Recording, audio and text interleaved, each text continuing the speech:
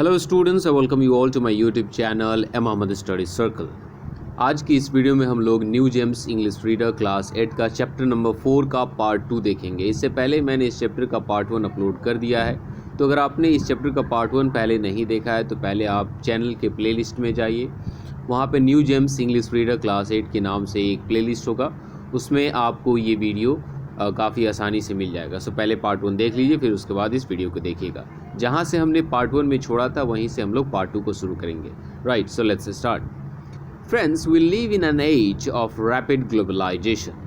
यहाँ पे कैलाश सत्यार्थी अपने भाषण में आगे कहते हैं कि दोस्तों, हम लोग एक ऐसे युग में रह रहे हैं, एक ऐसी दुनिया में रह रहे हैं जहाँ पे ग्लोबलाइजेशन बहुत जल्दी हो रहा है। ग्लोबलाइजेशन कहने का मतलब वैश्वीकरण, दुनिया का वैश्वीकरण, दुनिया का भौगोलिकरण बहुत जल्दी हो रहा है। We are connected through high speed internet. हम लोग हाई स्पीड इंटरनेट से एक दूसरे से जुड़े हुए हैं। We exchange our goods and services in one single global market. हम मात्र इकलौते वैश्विक बाजार में अपने सेवाओं और सामानों का क्या करते हैं, आदान प्रदान करते हैं, एक्सचेंज करते हैं। कहने का मतलब एक ही ग्लोबल मार्केट है, एक ही वर्ल्ड मार्केट है, उसमें हम अपने गुड्स एंड सर्विसेज को एक्सचेंज करते हैं। Thousands of flights every day connect us from one corner to another corner of the globe। है ना, प्रत्येक दिन हज़ारों उड़ानें भरती हैं, है ना, प्रत्येक दिन हज़ारों जो है फ्लाइट्स निकलती हैं जो कि दुनिया के एक कोने को दूसरे कोने से कनेक्ट करती हैं, जोड़ने का काम करती हैं। But there is one serious disconnect and that is lack of compassion.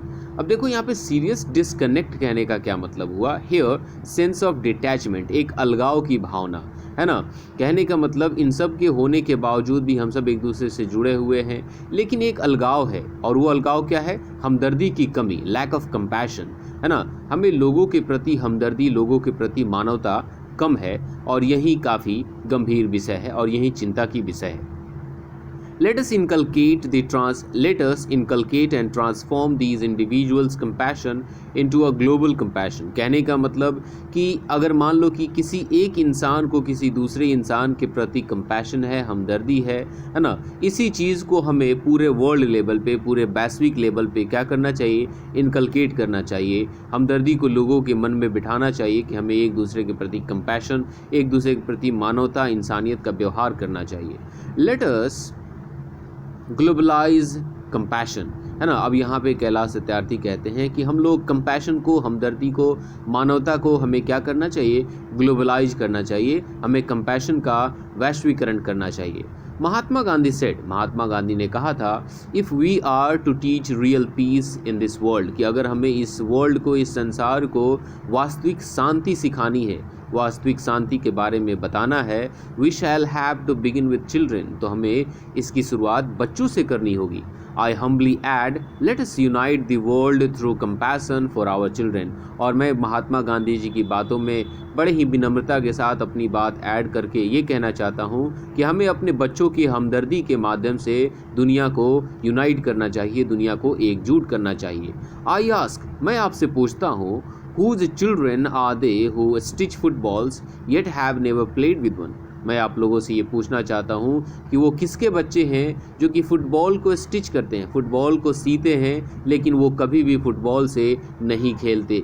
whose children are they who harvest cocoa yet have never tasted chocolates। अब बताया गया है कि वो किसके बच्चे हैं जो कि कोकोआ को काटते हैं, उनकी कटाई करते हैं, उनको हार्वेस्ट करते हैं, लेकिन उन्होंने कभी भी चॉकलेट को चखा नहीं है। अब यहाँ पे ये जो कोकोआ है वो क्या है, एक मटेरियल है ना, जिससे चॉकलेट बनाया जाता है।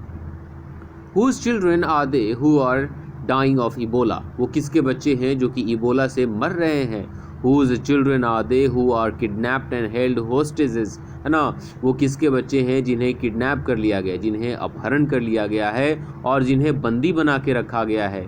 They are all our children। ये सभी के सभी हमारे बच्चे हैं, वो सभी के सभी हमारे बच्चे हैं। I remember an 8-year-old girl we rescued from intergenerational forced labor from stone quarries। अब यहाँ पे बताया गया है कि पत्थर के खानों से, है ना, पत्थर के खानों से हमें एक 8 साल की लड़की को हमने क्या किया था, रेस्क्यू किया था, बचाया था, जो कि पीढ़ियों से करते आ रही थी, मजदूरी करते आ रही थी, जिसको बधुआ मजदूर बनाया गया था, है ना। इंटरजेनरेशनल कहने का मतलब उसकी कई पीढ़ी जो है ना बधुआ मजदूरी करती थी। तो जब हमने उसको बचाया था, when she was sitting in my car right after her rescue, कि जब उसे बचाया गया था और उसके बचाव के बाद जब वो मेरे कार में मेरे बगल में बैठी हुई थी, she asked me, उसने मुझसे एक सवाल पूछा, why did you not come earlier, कि आप पहले क्यों नहीं आए, इतने समय से आप कहाँ पे थे, है ना। ये जो सवाल था इसके बारे में कैलाश सत्यार्थी क्या कहते हैं, हर एंग्री क्वेश्चन स्टिल सेक्स मी, कि उसका ये जो सवाल था जिसमें काफ़ी एंगर था, जिसमें काफ़ी गुस्सा था, वो आज भी मुझे झकझोर देता है। And has the power to shake the world, and has the power to shake the whole world, और उस सवाल में इतनी ताकत है वो कि वो पूरी दुनिया को हिला सकता है। Children are questioning our inaction and watching our actions, Kailash Satyarthi कहते हैं कि बच्चे जो हैं हमारे निष्क्रियता, इनएक्शन कहने का मतलब जब आप कुछ भी नहीं करते हो, चुपचाप बैठे रहते हो, है ना, तो बच्चे जो हैं वो हमारी निष्क्रियता को क्या कर रहे हैं, चैलेंज कर रहे हैं, है ना, हमारे न काम करने को और उनके बारे में न सोचने पे सवाल उठा रहे हैं और हमारे कामों को देख रहे हैं। We need collective action with the sense of urgency, है ना, हमें इन सभी चीज़ों को ज़रूरी समझकर, आवश्यक समझकर एक साथ मिलकर काम करने की ज़रूरत है। एवरी सिंगल मिनट मैटर्स, कहने का मतलब हर एक मिनट मायने रखता है। एवरी सिंगल चाइल्ड मैटर्स, हर एक बच्चा, है ना, मायने रखता है। एवरी सिंगल चाइल्डहुड मैटर्स, और हर एक बचपन मायने रखता है। देयरफॉर, इसलिए I challenge the passivity and pessimism surrounding our children, इसीलिए मैं इस निष्क्रियता और इस निराशावाद को जो कि हमारे चिल्ड्रन के चारों तरफ घिरा हुआ है, इसको मैं चुनौती देता हूँ, चैलेंज करता हूँ। I challenge this culture of silence and this culture of passivity and this culture of neutrality, है ना, मतलब चुप रहने की इस परंपरा को, है ना, निष्क्रिय रहने की इस परंपरा को, न्यूट्रल रहने की इस परंपरा को मैं चुनौती देता हूँ, मैं चैलेंज करता हूँ। वी मस्ट बी बोल्ड, हमें साहसी होना चाहिए। वी मस्ट बी एम्बिशियस, हमें महत्वाकांक्षी होना चाहिए। And we must have the will, और हमें हमारी इच्छा शक्ति जो है वो काफ़ी मजबूत रखनी चाहिए। We must keep our promise, हमें अपने वादों को निभाना चाहिए। ओवर 50 years ago, आज से 50 साल पहले, on the first day of my school, मेरी स्कूल के पहले दिन, I met a cobbler boy, मैं एक मोची के लड़के से मिला, है ना, माई एज, जो कि बिल्कुल मेरे ही उम्र का था, sitting outside the gate of my school, और वो मेरे स्कूल के गेट के बाहर बैठा हुआ था। आई आस्क्ड माई टीचर्स, मैंने अपने शिक्षकों से पूछा, why is he walking outside, वो बाहर क्यों काम कर रहा है। Why is he not with us in this school, वो हमारे साथ स्कूल में क्यों नहीं है। My teachers had no answer, तब मेरे टीचर्स के पास इन सभी सवालों का कोई जवाब नहीं था। वन डे, एक दिन, I gathered the courage to ask the boy's father, एक दिन मैंने हिम्मत जुटाई और इन्हीं सभी सवालों को उस लड़के के पिता से, उसके फादर से पूछा। ही सेड, उसके फादर ने क्या कहा, sir I have never thought about it, है ना, we are born to work, हमने तो इसके बारे में कभी सोचा ही नहीं, हम तो काम करने के लिए ही पैदा हुए हैं, उस मोची ने जवाब दिया। His answer made me angry, उस मोची के आंसर ने मुझे गुस्सा दिला दिया। It still makes me angry, और ये आज भी मुझे गुस्सा दिला देता है। As a child, एक बच्चे के तौर पे, I had a vision for tomorrow, कल के लिए, फ्यूचर के लिए मेरे पास एक विज़न था, एक प्लान था।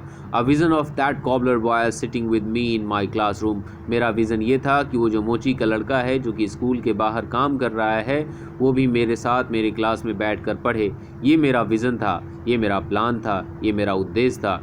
Now that tomorrow has become today, और जो कल था वो आज आ चुका है, मतलब जो कल था वो आज है ना, जो सपना मैंने देखा था वो सपना आज पूरा होते हुए दिख रहा है। I am today, you are today, मैं आज हूँ, आप भी आज हैं, मतलब हम लोग आज में जी रहे हैं। Today it is time for every child to have a right of life, ये आज समय आ गया है कि आज हर एक बच्चे के पास जीवन का अधिकार हो, राइट टू लाइफ हो, राइट टू फ्रीडम हो, स्वतंत्रता का अधिकार हो, राइट टू हेल्थ, स्वास्थ्य का अधिकार हो, राइट टू एजुकेशन, शिक्षा का अधिकार हो।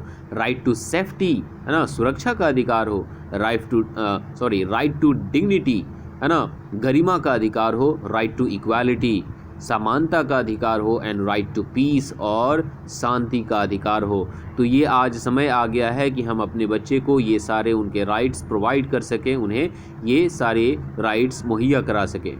टुडे बियॉन्ड द डार्कनेस, आज अंधेरे के पार, I see the smiling faces of our children in the blinking stars, आज अंधेरे के पार टिमटिमाते तारों में हम अपने बच्चों के मुस्कुराते चेहरे देखते हैं। Today in every wave of every ocean, आज हर एक सागर, हर एक समुद्र की हर एक लहरों में, I see my children are playing and dancing, मैं देखता हूँ कि मेरे बच्चे खेल रहे हैं और नाच रहे हैं। Today in every plant, in every tree and mountain, I see our children growing freely with dignity. आज हर एक पौधे में, हर एक पेड़ में, हर एक पहाड़ों में, है ना, मैं देखता हूँ कि हमारे बच्चे विकास कर रहे हैं, हमारे बच्चे स्वतंत्रता से, गरिमा के साथ आगे बढ़ रहे हैं, उनका विकास हो रहा है, उनका ग्रोथ हो रहा है। Friends, I want you to see and feel this today inside you. दोस्तों, मैं चाहता हूँ कि आज आप इस टुडे को अपने अंदर फील करें, इसे महसूस करें, इसे देखें।